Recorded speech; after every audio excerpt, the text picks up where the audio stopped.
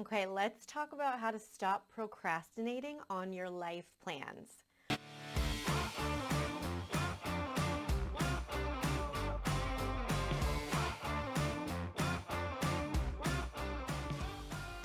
Often, the most important things in life are the ones that we take the longest to tend to.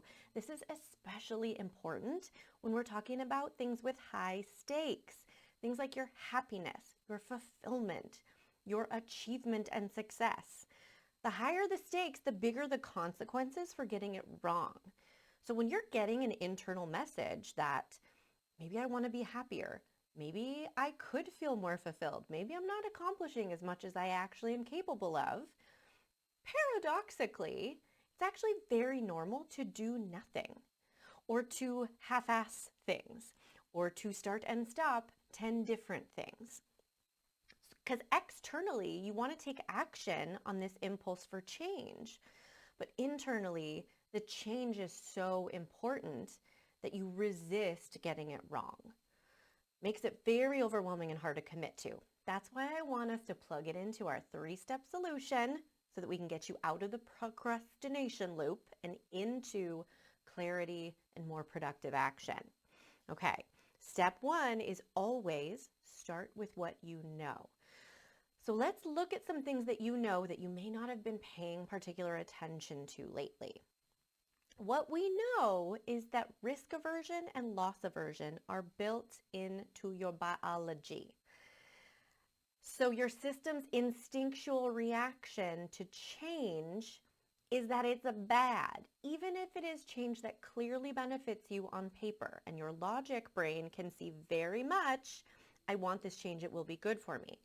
It's okay. It's actually very normal that your immediate reaction is resist it. Change is bad. It's very important to remember this, that we know, okay, I want to resist change. I'm afraid of what I'll lose or compromise. And it's very liberating to not send yourself into a judgment spiral when you notice I've been procrastinating on a change I say I want. Okay? Another thing that you know is that these life plans are very important to you. Whatever we're talking about, the change you want to make, we're talking about your happiness and your fulfillment and your level of achievement and meaning in your life. Spend a minute just recognizing if you have been procrastinating on making these plans and taking action, it's just because of how very important this is to you. That's actually a really good news. Maybe it makes total sense that you haven't known where to start or you've been afraid to get it wrong. And maybe it's just a good thing to know. Oh, my happiness actually matters to me quite a lot. Yeah? Owning that and really pointing your awareness to, oh, this is what matters and why, can help you get back onto your own team and get you fully behind this goal for change, even if the change is scary. Yeah? Another thing that you know that you might be forgetting at this moment is that you've solved every problem that you've ever had to solve. I know this because you're still standing. Your brain might want to reference the fact that you've never made this particular change before. You've never enacted this particular life plan. Whatever you're thinking about, a career pivot, becoming your own boss, finding a way to make a bigger impact in the world, it's using the literal data that you haven't solved this unique problem before, and it's registering your confidence and or your competence as very low because of it.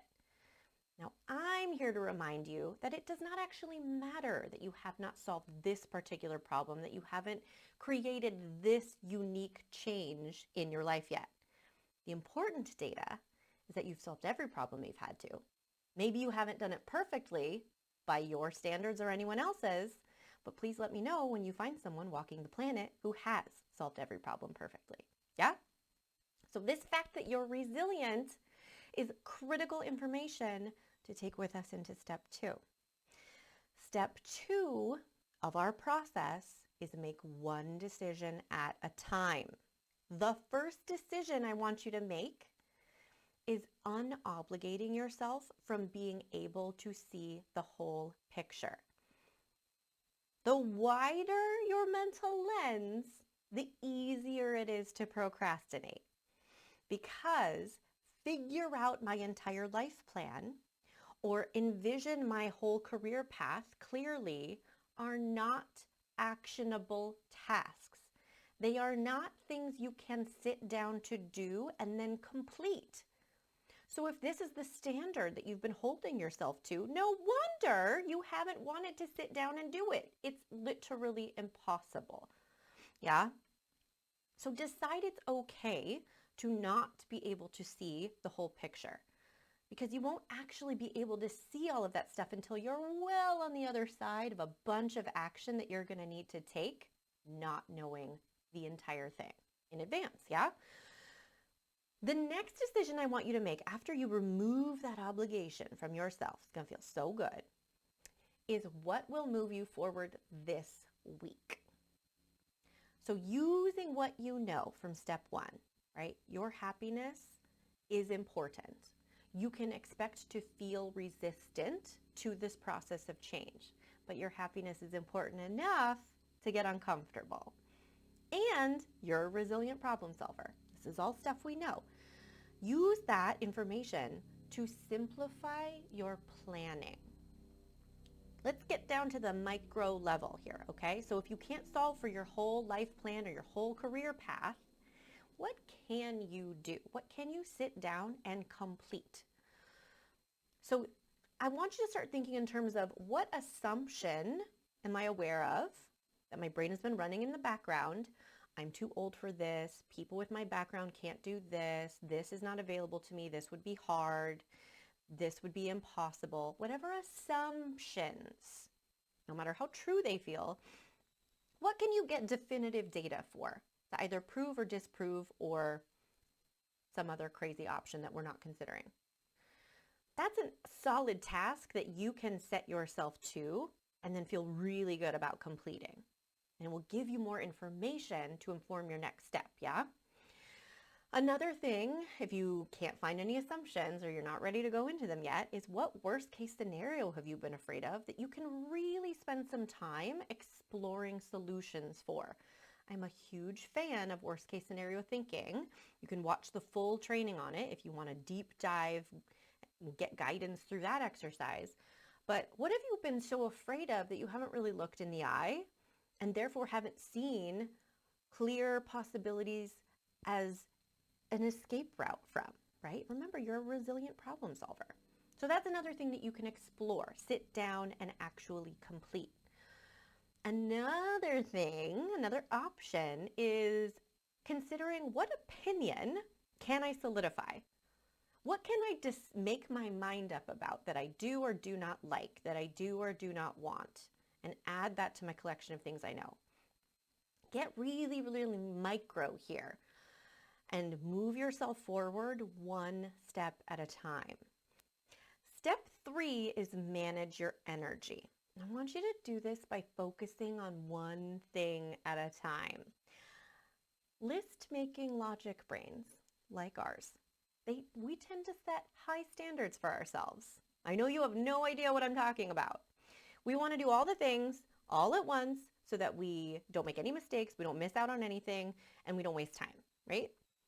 So when we switch out of procrastination into productivity mode, it's very easy for us to burn out, which kills our progress.